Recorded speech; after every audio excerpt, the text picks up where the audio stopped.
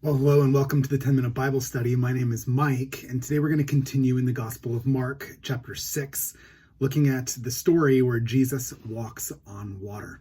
So grab a Bible and a pen, and let's dive in. First, the context. Jesus has just finished feeding the 5,000. So before that, he'd sent his disciples out in pairs to minister, and they came back pumped up, ready to debrief with Jesus, to tell him all that they'd learned and seen and done. And they're accosted by crowds. Now, the disciples, they don't want to deal with the crowds in that moment, and so they ask Jesus to send the crowds away, which he doesn't. The text tells us that Jesus had mercy on them. His heart was softened towards them, and so instead, he preached. Eventually, they were hungry, and the disciples again send them away so that they can get something to eat, and Jesus says, no, we need to feed them, and they do. Now that story, it's worth going back and rereading that one as we get into this next section here because they're tied together.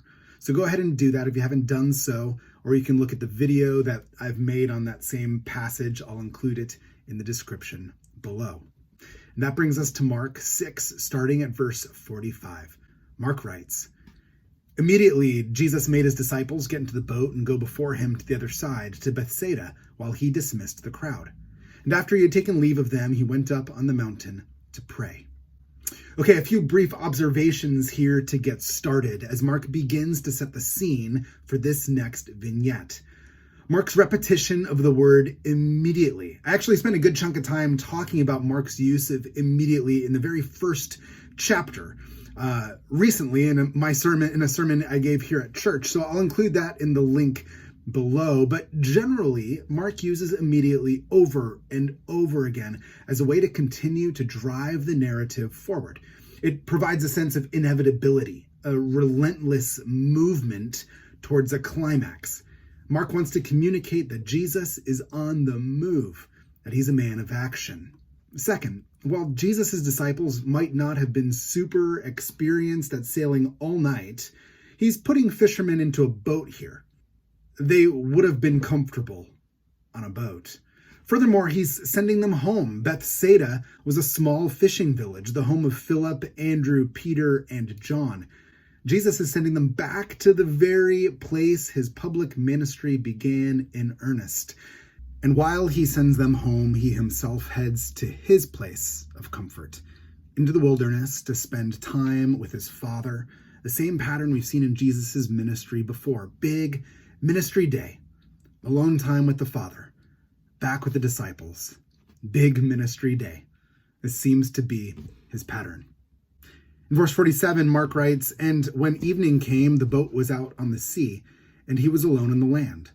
And Jesus saw that they were making headway painfully, for the wind was against them."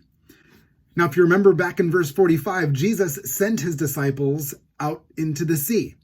This alone is worth spending some time considering. Sometimes in life, the going is rough. Even, and perhaps sometimes especially, when we go where Jesus sends us. But look at this in verse 48. Jesus sees them in their distress. Just because the going is tough doesn't mean that Jesus doesn't see you. And about the fourth watch of the night, Jesus came to them walking on the sea. The fourth watch is the final watch of the evening between 3 a.m. and 6 a.m. They're almost there. It's almost daylight. Jesus meant to pass them by, Mark writes in verse 48, but when they saw him walking on the sea, they thought it was a ghost and cried out, for they all saw him and were terrified. I mean, I don't really blame them. I would have totally freaked out as well. I've never seen someone walking on water in the middle of the night. That's totally uncharted territory.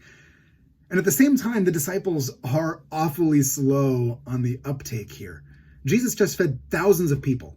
He's proved his authority over and over and over again, most recently when he fed 5,000 people, just as God had fed his people with manna in the wilderness.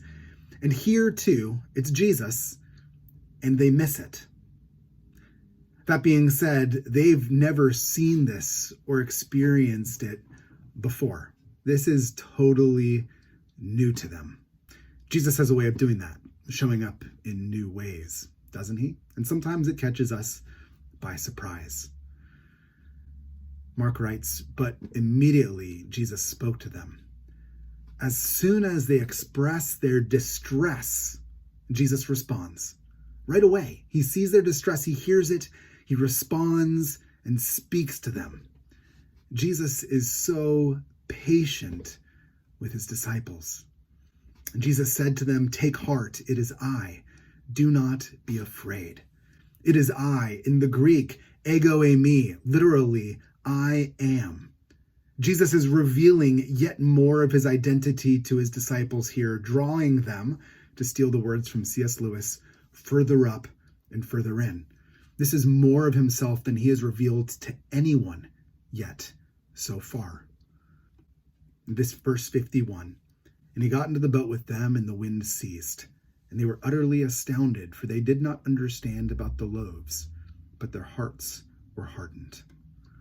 All right, so Jesus demonstrates his authority over the elements, and he alludes to his identity as the very Son of God, ego eimi. And he walks on water.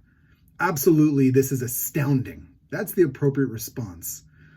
But what the heck does it have to do with the loaves? Mark writes, "They did not understand the loaves, but their hearts were hardened." Now, nobody is really totally sure what Mark means here. The commentaries certainly don't agree, the ones that even try to deal with it at all. Half of them leave it out entirely. One thing I am quite sure of, though, is that Mark is treating this miracle as a parable. He does this. There's a thing behind the thing when it comes to their hard hearts in response to the feeding of the 5,000. What about that miracle and their current moment hardened their hearts? Perhaps they're tired or frustrated that Jesus didn't include them more in the feeding of the 5,000, or that he sent them on ahead. Maybe they don't understand that the feeding of the 5,000 was a symbolic recreation of God's people, with 12 disciples representing 12 tribes. Maybe they don't know why Jesus would want them to head over to go back home to Bethsaida in the middle of the night, cross the lake in the middle of the night. Maybe it's some combination, or none of the above at all. Either way, I think this is what Mark is doing. He is drawing us in. He wants us to ask the question, why did the disciples struggle to see Jesus here? What is it that made their hearts hard? And how might that shine a light on the state of my own heart as I respond to Jesus? I think Mark purposely leaves it vague as a way to draw us further into the narrative, to encourage us to ask questions of Jesus and of the text, to look within our own hearts and see where maybe we're struggling to understand or our hearts are hard. It's an invitation to us, the reader or readers, to press in, to do the hard internal work of paying attention. And above all else, it's an invitation to seek Jesus. Thanks so much for joining me on this installment of the 10-Minute Bible Study. If this was helpful, please feel free to like, comment, or subscribe, and I'll see you next time.